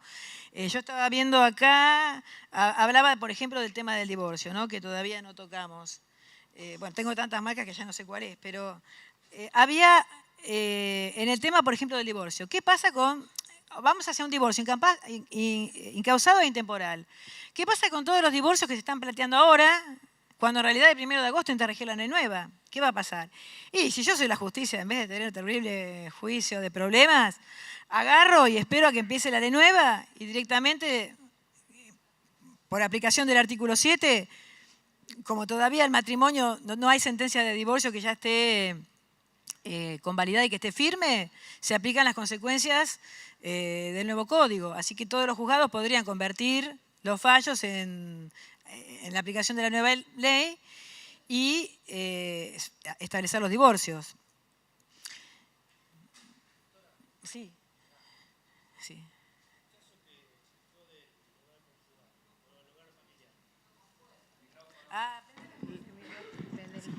Para el caso que explicó del tema de las limitaciones del hogar familiar, en la supuesta venta y demás, ¿caería de hecho la protección de bien de familia? Es que en realidad esto hay una especie de laguna entre la diferencia que hay entre el bien de familia y la vivienda familiar. Porque en realidad los que hablan sobre el tema hablan como si fuera lo mismo, pero el bien de familia tiene que ser inscripto. Pero si el cónyuge no da la autorización, ¿tampoco podría ser ejecutable? Bueno. ¿O no? No sería ejecutable. O sea, quedaría bajo la protección de bien de familia. El tema lo que tendría es que registrarse. Y si no, en el caso de oposición de juicio, ponerlo como primera excepción. Ah, bueno, entonces igual que hoy, hay que registrar. Bueno, no, o sea, el tema es que todo esto tiene que ser reglamentado. Está bien. Pero bueno, yo creo que, como dice él, o sea, si yo lo vendo y nadie se entera y él está de acuerdo, o sea, nadie va a decir nada. Por eso digo que hay muchas instituciones que todavía les falta bastante, porque el hecho de cambiar la palabra también confunde. O sea, porque en realidad vivienda familiar puede ser el sentido de proteger, la vivienda familiar también va a proteger en el caso de la unión convivencial. Solamente que en vez de prestar autorización para la compra, el cónyuge titular está obligado a cedérsela en el uso hasta 2 años, incluso hasta se pueden establecer compensaciones. O sea que, como dice él, en realidad ese es el derecho. El tema es que uno presume, yo sé que si yo vendo mi casa no pasa nada, pero no sé, porque de repente no tengo hijos menores viviendo, o mi marido no tiene hijos menores viviendo, porque también hay una extensión muy importante de cónyuge afín. Hasta hoy el cónyuge afín no tenía ningún tipo de responsabilidad. Con el código nuevo, primero va a tener una especie de protección como si fuera una especie de adopción y una autorización para realizar las tareas mínimas. Y segundo, si el cónyuge afín le da a los hijos de su pareja una vida superior a la que tenían o las posibilidades que tienen, después todavía va a existir la posibilidad de reclamar. Es decir, ese cónyuge afín se divorció, pero estaría obligado, por lo menos por un tiempo, hasta que se vayan acostumbrando, a mantener a esos hijos de su pareja en la condición en que estaban cuando vivían con ella y su expareja.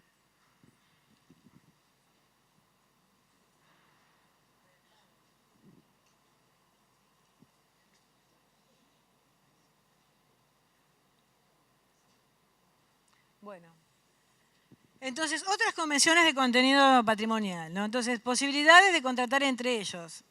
Opción de distinto régimen de bienes, de comunidad o separación de bienes, hablando no de los nombres de las convenciones que se pueden hacer.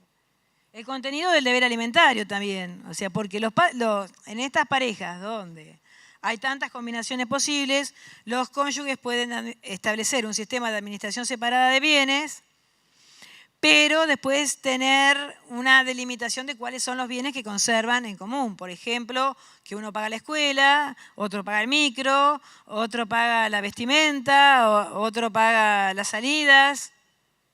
Entonces,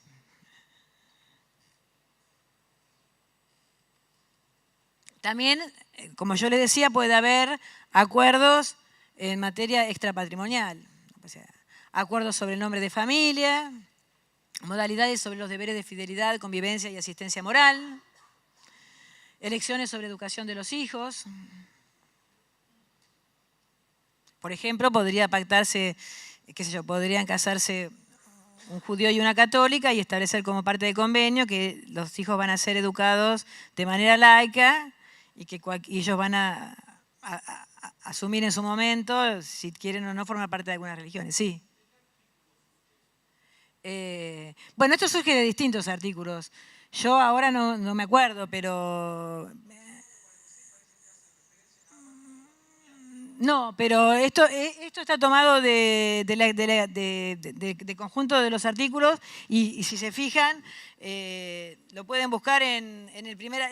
¿Se acuerdan del libro que les dimos? En el libro de Derecho de las Familias, en el artículo de Kemmelmacher de Carlucci, ella es la que hace fundamentalmente la clasificación de las convenciones que se pueden hacer y también pone los artículos. Yo ahora no los puse para no confundir demasiado porque lo que estoy tratando es de dar artículos familiares, pero justamente esto forma parte de la esfera de la autonomía de la decisión. No hay nada, pero, o sea, acuerdo sobre el nombre de familia. Lo ideal es que se acuerde, porque ¿qué se van a pelear? ¿Cuándo van a acordar si no? ¿En el momento que van a escribir el Código Civil?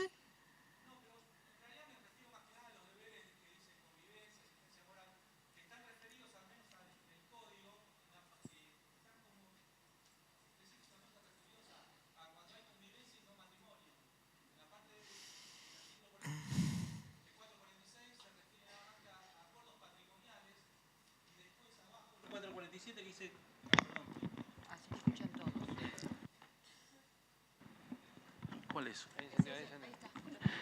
Después el 447 dice que son nulos los acuerdos sobre otras cosas, o sea, sobre toda convención entre los futuros cónyuges sobre cualquier otro objeto relativo a su patrimonio de ningún valor. Entonces, claro, pero no sé de dónde surge lo de los deberes sobre convivencia, porque cuando habla fuera del matrimonio, sí lo especifica. Sí, bueno, pero el tema de convivencia tiene que ver justamente para los matrimonios LAT, los famosos matrimonios a distancia. O sea, hay matrimonios que pueden acordar por una cuestión de laboral, que uno vive vive transitoriamente, porque está cumpliendo una moción de las Naciones Unidas en Francia, y otro vive en Chile, y entonces establecen... O sea, a veces establecer es una forma de evitar discutir. Yo no sé si el pacto de convivencia en realidad por ahí no tiene valor jurídico, está más dentro del terreno de las decisiones morales, pero sí es un convenio que se puede hacer. Porque por supuesto la palabra de convivencia está más relacionada al acuerdo convivencial, que eso es lo que dice la autora que le cité, es que en realidad la palabra convivencia se reservó para la unión convivencial. Pero en realidad el deber de convivencia existe, solo que la palabra convivencia no es cohabitación. Está tomada en un sentido mucho más amplio. Pero bueno, fíjense en este artículo y van a ver de dónde ella deduce y también las citas. En realidad son vía interpretativa. Por eso, son temas sobre los que no hay cosas tan definidas y sobre los que tenemos que empezar a trabajar.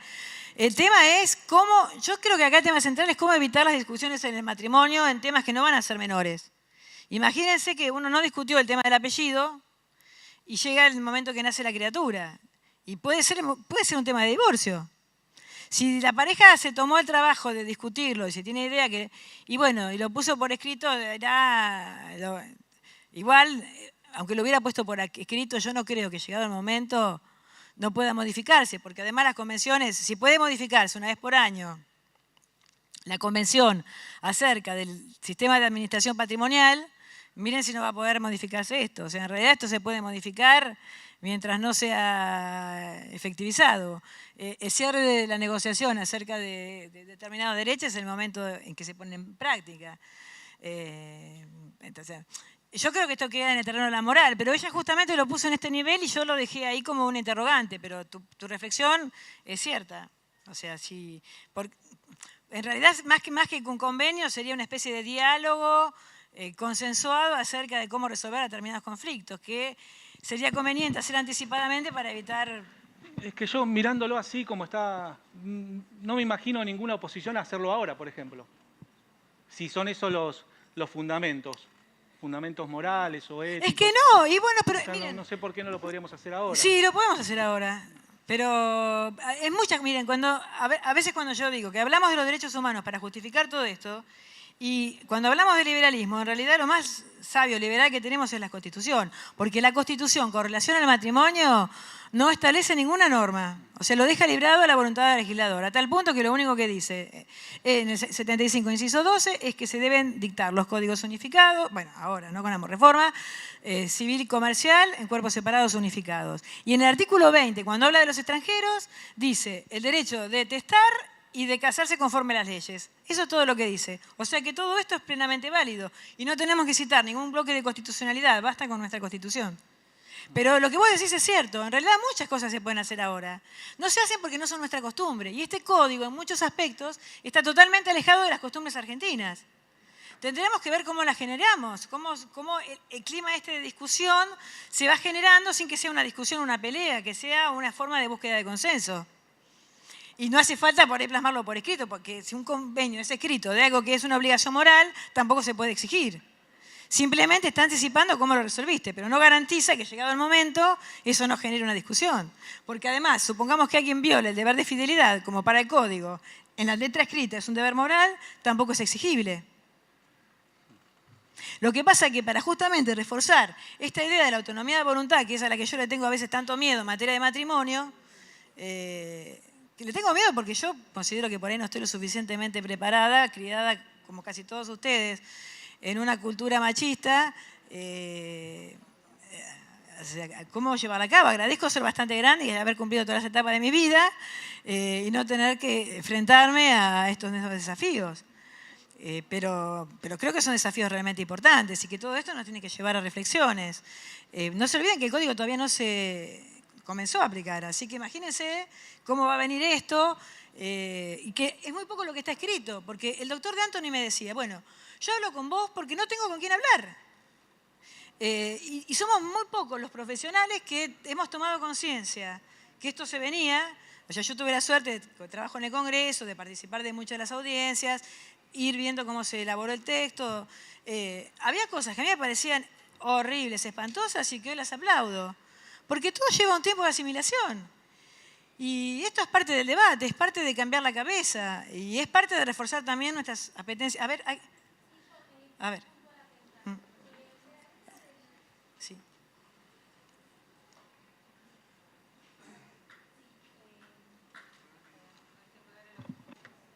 Hola, sí. ¿Qué tal? De la letra del artículo 431, el único deber moral sería el de fidelidad. Por lo tanto, me pregunto, ¿el deber de convivencia es real? O sea, ¿están obligados a convivir? Sí, pero no a cohabitar. No a cohabitar. No a cohabitar. Porque parecería que en este ¿Podría sentido... ser la diferencia, retomar No, civil o sea, uno, de la convivir diferencia podría entre ser... cohabitar? Sí, convivir... A ver, estas son interpretaciones que estamos haciendo nosotros, porque esto es nuevo. La jurisprudencia probablemente establezca diferencias. Porque la palabra convivencia, tanto como la palabra deber moral, fueron agregadas en el debate en el Senado.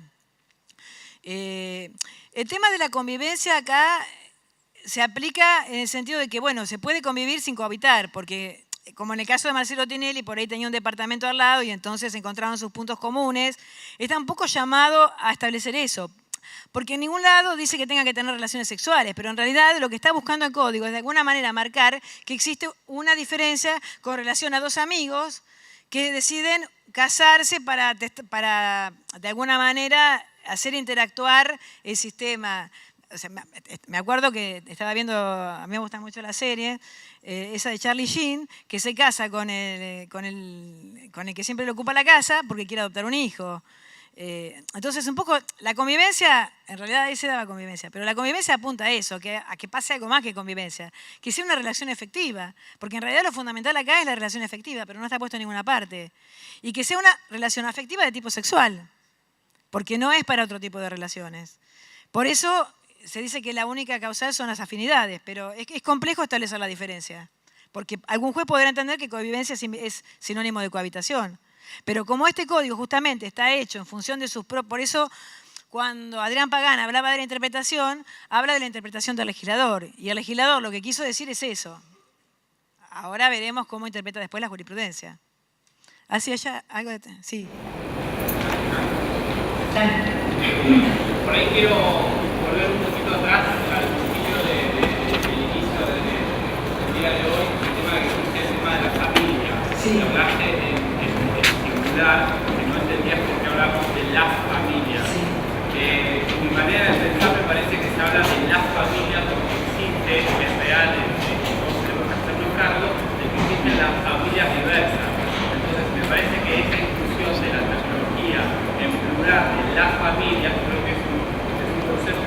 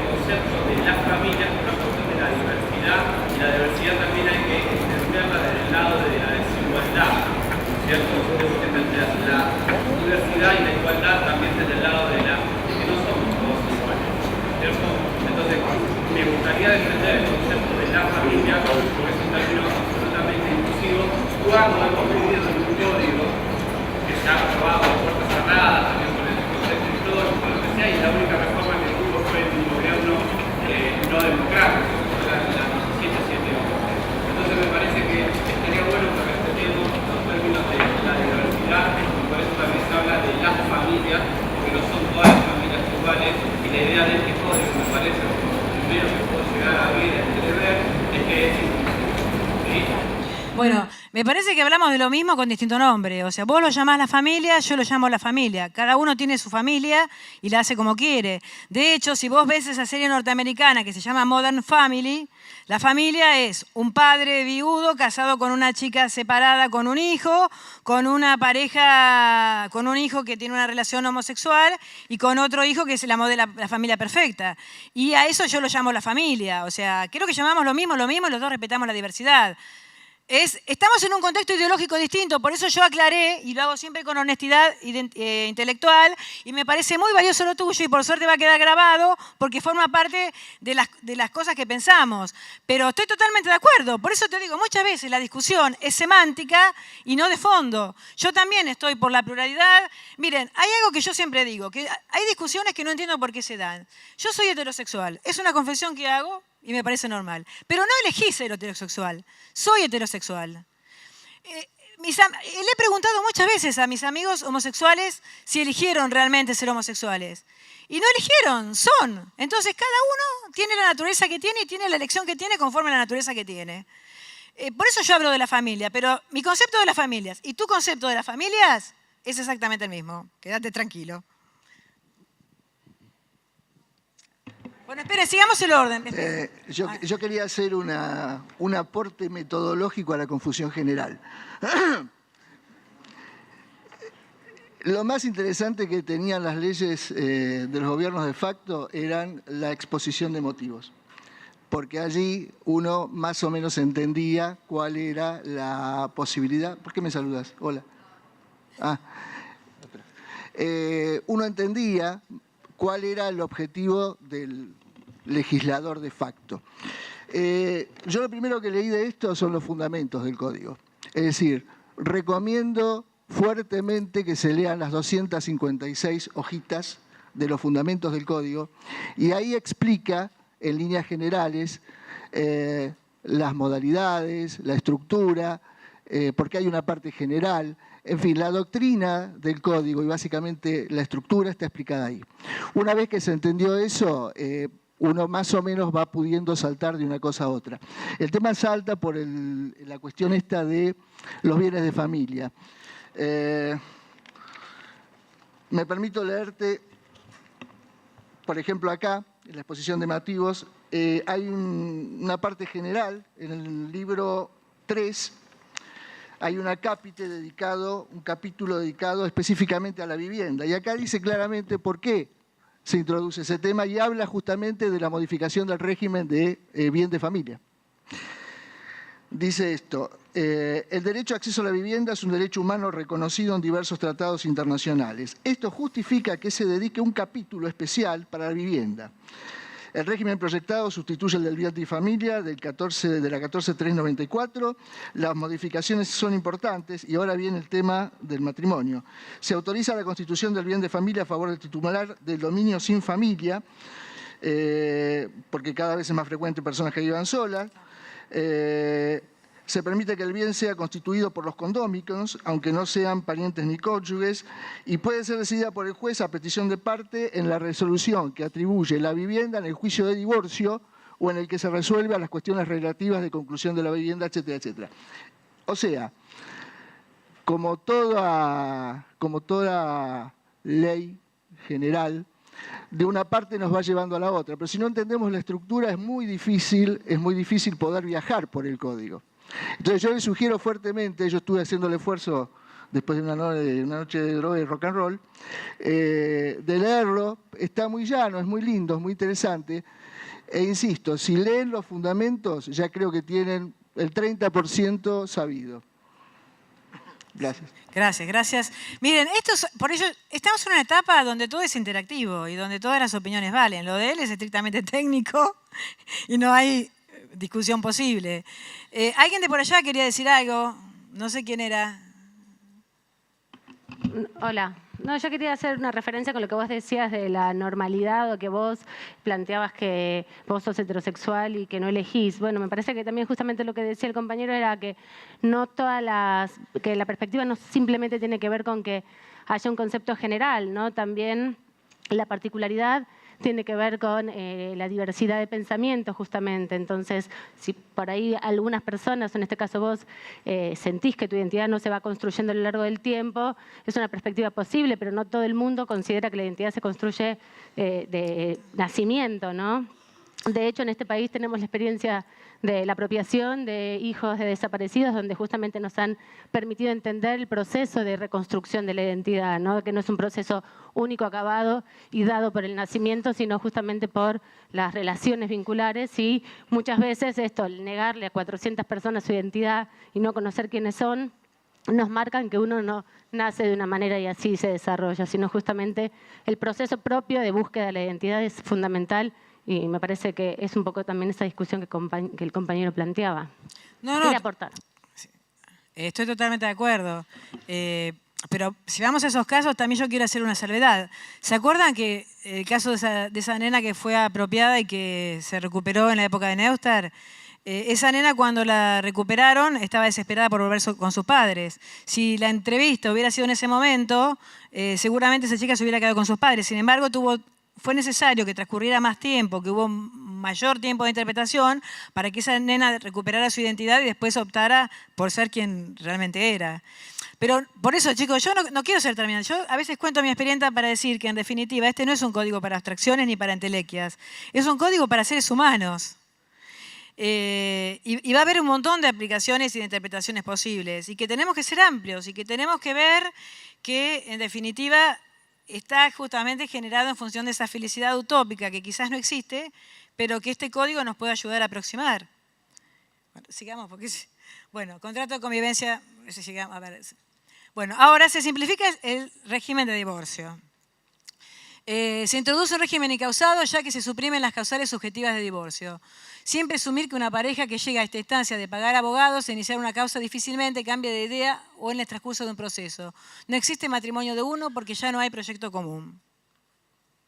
Divorcio. Se admite que el pedido sea hecho por uno solo de los cónyuges sin requisitos temporales. Se derogó a la figura de la separación personal, o sea, ¿se acuerdan que subsistía que el código vigente todavía tenía un plazo de 3 años para el divorcio vincular, que en 2 años se podía llegar a la separación de bienes para convertir después en divorcio? Bueno, todo esto desaparece, porque directamente lo que existe es el divorcio. Se introduce también la regulación de las uniones convivenciales, y acá viene la famosa palabra convivencia. Por eso, son palabras sobre las cuales la jurisprudencia seguro va a tener que trabajar muchísimo. Lo que yo digo, la ventaja es que justamente en la elaboración de estos códigos intervinieron muchos jueces, o sea que no solo por ahí redactaron, sino que después van a ser intérpretes y en algunos casos intérpretes finales. Entonces, en la medida que el código comienza a caminar, también nos vamos a encontrar con muchas respuestas que van a ayudar. Bueno, dice, las disposiciones de este título se aplican a la unión basada en las relaciones afectivas de carácter singular, o sea, pública, notoria, estable y permanente de 2 personas que comparten un proyecto de vida común, sean del mismo o de diferente sexo. En realidad ya sean del mismo o de diferente sexo está de más, porque ya sabemos que es un código de iguales. Lo que pasa es que el código muchas veces no lo hace por ser redundante, lo hace porque también está cumpliendo una función educativa y tenemos que empezar a entenderlo. Ustedes saben que muchas de las críticas que hacía gente que decía ser de la Iglesia Católica eran que cómo podía ser que el matrimonio tenía menos prescripciones que la convivencia. Bueno, es lógico, no hace falta. Si en el matrimonio está el consenso expresado de manera contundente, el tema es que acá lo que existe es una convivencia y después de 2 años se convierte en un instituto que tiene derechos por sí solo, como es la protección de la vivienda familiar o algunas compensaciones que puedan quedar por un tiempo determinado. Además, también se permite hacer convenciones plenamente amplias acerca de cómo se van a administrar los bienes, si se va a hacer separado o conjuntamente, qué bienes van a manejar separadamente, qué bienes van a manejar conjuntamente. Y esto que viene aparejado de la mano de establecer convenciones para constituir un sistema patrimonial de matrimonio o una unión confidencial, también viene aparejado de la contraparte, que es la posibilidad de establecer convenciones para disolver los bienes en caso de divorcio o en caso de unión convivencial. ¿Ven? Acá es lo que les decía del enriquecimiento sin causa. Bueno, se establecen disposiciones generales, deberes y derechos, alimentos y grados de solidaridad entre paréntesis. Una cosa que está acá, ¿no? Acá hay dos cosas, pero uno de los temas más importantes es el tema de la modificación en materia de derecho de alimentos. Cuando el menor requiere alimentos, puede demandar al padre o puede demandar también al padre y al abuelo. Hoy el código y la jurisprudencia dicen que solamente lo puede hacer en el caso que esté demostrado que el padre no tiene posibilidades de hacerlo. El progenitor. O sea, ¿ven? Yo también tengo que aprender a utilizar los términos. Pero en realidad también el código tiene una salvedad que si los abuelos, si el padre no tiene posibilidades de hacerlo. Así que en realidad se establece el principio general con una excepción. El principio general permite demandar a los dos. Yo creo que en el fondo el código lo que busca es que el abuelo le diga al padre si puede pagar y si no puede que pague. Entonces, en vez de tener que hacer dos juicios, se hacen dos juicios en uno y se dirimen un solo pleito. Pero además, en esto les recomiendo que lean el artículo de Pitró. Él establece que según la Convención del Derecho del Niño, el Estado debía haber asumido mayores responsabilidades acerca de la forma como se cumplen las obligaciones alimentarias. Y pone como ejemplo sistemas como el de Francia, el de Suiza y otros países donde el Estado es el garante. Yo la verdad desconocía absolutamente el sistema, pero en esos casos el Estado es el que paga. Y el Estado repite o hace los juicios para obtener el dinero del padre renuente. Si el padre paga, paga, y si no paga, el Estado lo ejecuta. En nuestro sistema, el Estado no se hace cargo, pero establece sí sistemas resarcitorios de intereses bastante más gravosos. Dice el artículo 551, es solidariamente responsable del pago de la deuda alimentaria quien no cumple la orden judicial de depositar la suma que debió descontar a su dependiente o cualquier otro acreedor. ¿Ven? O sea, también se establece un principio de solidaridad con relación al empleador. El empleador ahora está obligado. 552 establece las sumas debidas por alimentos por el incumplimiento en el plazo previsto devengan una tasa de interés equivalente a la más alta que cobran los bancos a sus clientes, según las reglamentaciones del Banco Central, a las que se adicione la que fije el juez según las circunstancias del caso. Convengamos que esto también es un principio bastante idílico, porque generalmente los padres que no pagan se insolventan, son monotributistas que tienen pocos ingresos, a veces no pagan porque no quieren y a veces porque no tienen.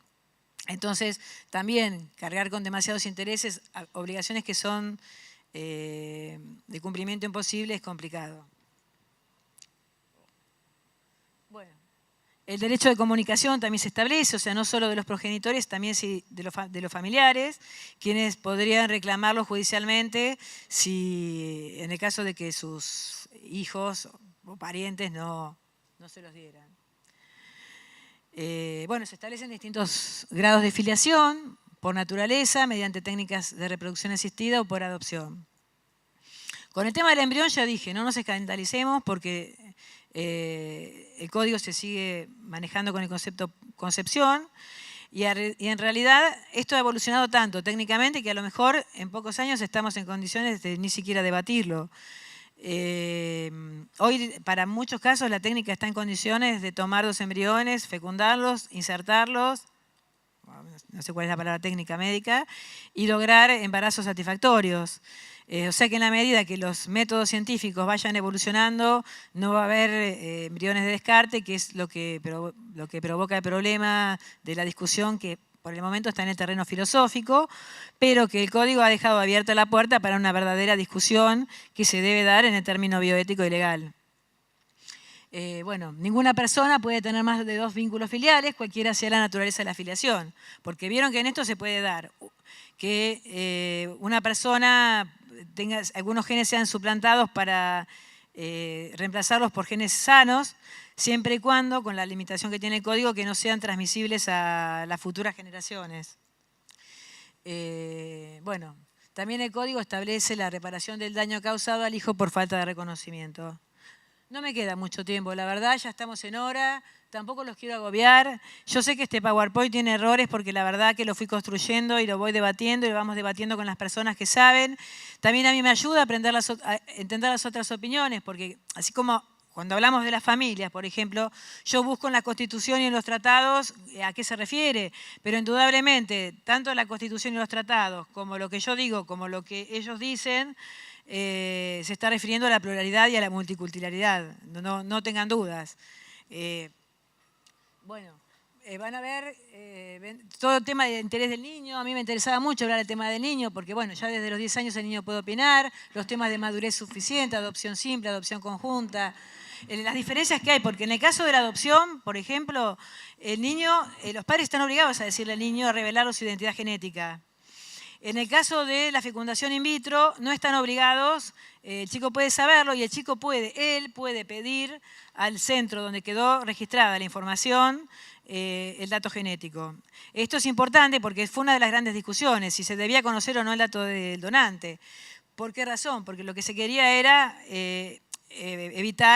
favorecer que se donaran, pero se optó por que prevalezca el derecho a la identidad del chico y por lo tanto se optó por esta solución. Es distinta en los dos casos, bueno, también da para otro debate, lo dejamos para la próxima. Ven, acá tenemos la base de los principios. Así que bueno, denme 2 o 3 días para corregirlo, para agregar algunas cosas, para mitigar otras. Yo también voy aprendiendo, para mí los aportes de todos ustedes son muy importantes. Me gustaría incluso hacer una página interactiva, si se puede, en el ICA, para que todos pongan sus opiniones. Y bueno, desde ya les agradezco y dejamos abierto el debate.